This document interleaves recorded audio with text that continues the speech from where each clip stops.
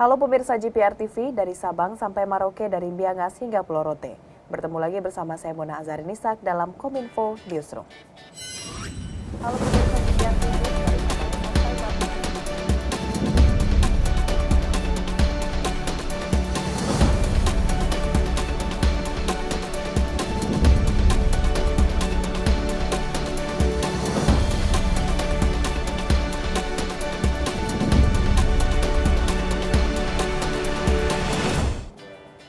Pemirsa, informasi pertama kami awali dengan serangkaian kegiatan di IKN Nusantara Sepaku Penajam Pasir Utara, Kalimantan Timur yang berlangsung pada 14 sampai dengan 15 Maret 2022 dan berikut informasi selengkapnya. Kepala Sekretariat Presiden Heru Budi Hartono menjelaskan, rangkaian kegiatan yang akan dilakukan oleh Presiden Joko Widodo dalam kunjungan kerjanya di Provinsi Kalimantan Timur yang berlangsung pada Senin hingga Selasa 14 hingga 15 Maret 2022. Agenda diawali dengan kunjungan Presiden ke kawasan titik 0 km Ibu Kota Negara Nusantara. Selanjutnya kegiatan bersama 34 gubernur dari seluruh provinsi melakukan sebuah prosesi kegiatan serta melakukan penanaman pohon bersama dengan Kementerian Lingkungan Hidup. Keesokan harinya, Selasa 15 Maret 2022 pagi, Presiden Jokowi direncanakan menyapa masyarakat dan peninjauan vaksinasi di Kecamatan Sepaku dan dilanjutkan mengunjungi lokasi persemaian bibit di Desa Mentawir hingga melihat beberapa lokasi nursery yang sudah disiapkan Kementerian Lingkungan Hidup untuk segera melakukan penghijauan di berbagai titik lokasi. Selanjutnya,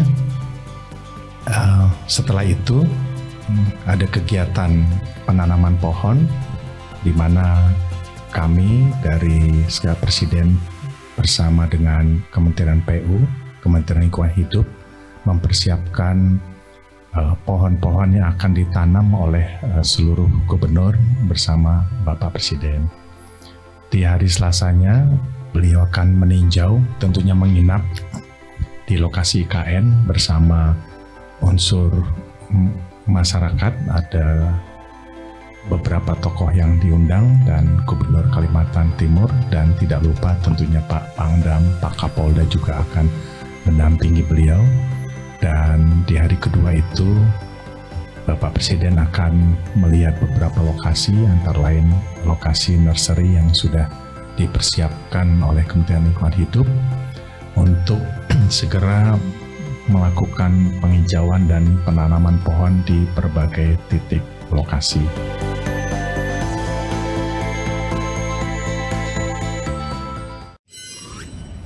Penyatuan tanah dan air dari seluruh provinsi yang ada di Indonesia menjadi tonggak sejarah bagi bangsa Indonesia dalam rangka mewujudkan cita-cita besar yakni pembangunan Ibu Kota Nusantara. Hal tersebut disampaikan oleh Presiden Joko Widodo dalam sambutannya di kawasan titik 0 IKN Provinsi Kalimantan Timur.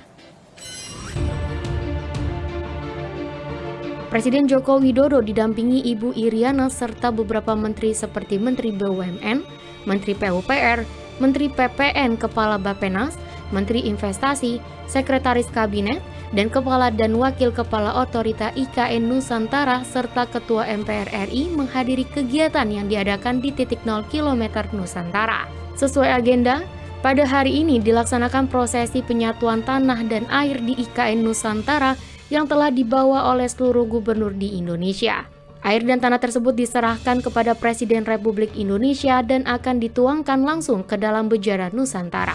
Selesai melaksanakan prosesi penyatuan tersebut, dilanjutkan dengan penanaman pohon dari setiap provinsi yang menandakan bahwa Ibu Kota Nusantara adalah milik seluruh provinsi di Indonesia.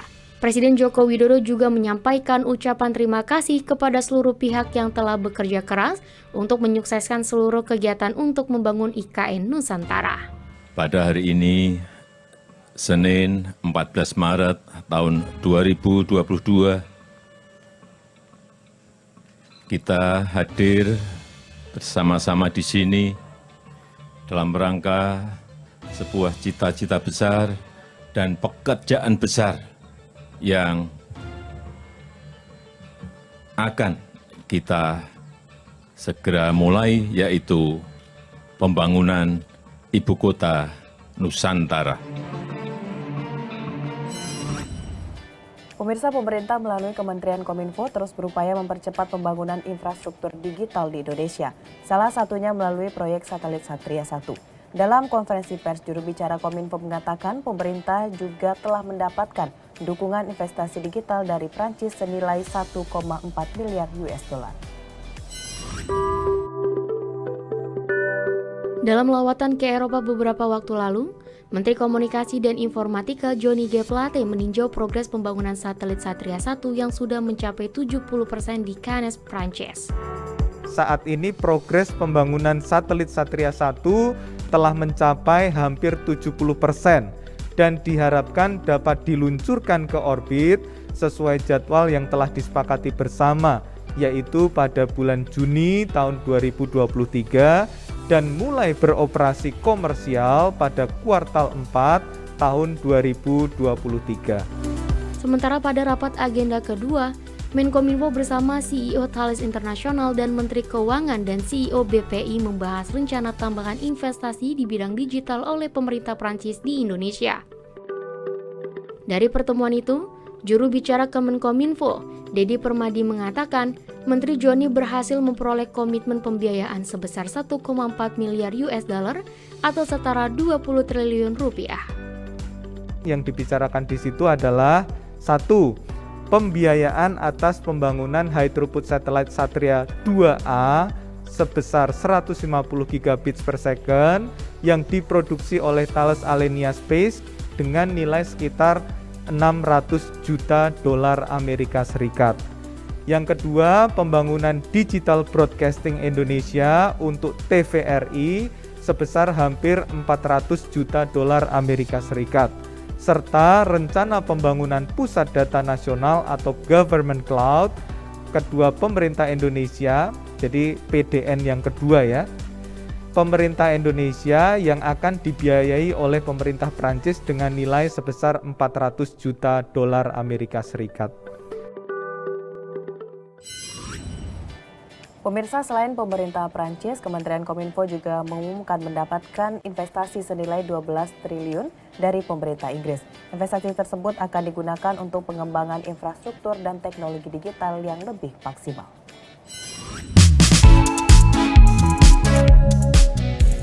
Usai kunjungan kerja di Prancis, Menkominfo Johnny G. Plate melanjutkan ke Inggris pada 7 hingga 9 Maret 2022.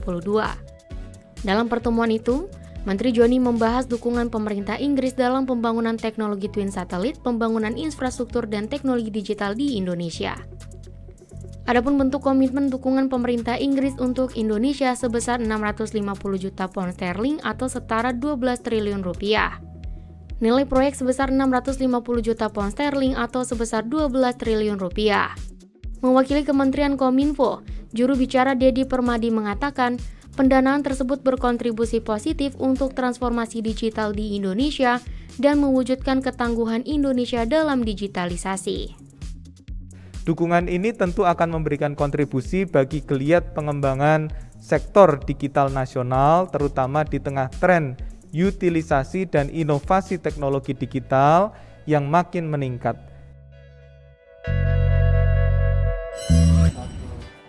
Pemirsa, sebagai upaya mempromosikan kuliner Nusantara pada ajang MotoGP 2022 yang berlangsung pada 18 sampai dengan 20 Maret 2022 nanti, Kementerian Pariwisata dan Ekonomi Kreatif memberangkatkan sebanyak 10 food truck ke Mandalika, Nusa Tenggara Barat. Menteri Pariwisata dan Ekonomi Kreatif Sandiaga Salahuddin Uno menilai ajang Pertamina Grand Prix of Indonesia atau MotoGP 2022 di Mandalika, Nusa Tenggara Barat merupakan ruang pamer yang tepat untuk mempromosikan kekayaan kuliner autentik Nusantara. Dalam acara Food Truck Goes to Mandalika, Kemenparekraf melepas dan memberangkatkan sebanyak 10 food truck yang turut mendukung perhelatan internasional MotoGP 2022. Menparekraf Sandiaga menyatakan, nantinya akan ada kuliner unggulan dari 34 provinsi di Mandalika, termasuk dari Pulau Jawa, Sumatera, Kalimantan, Sulawesi, Bali, NTB, dan NTT.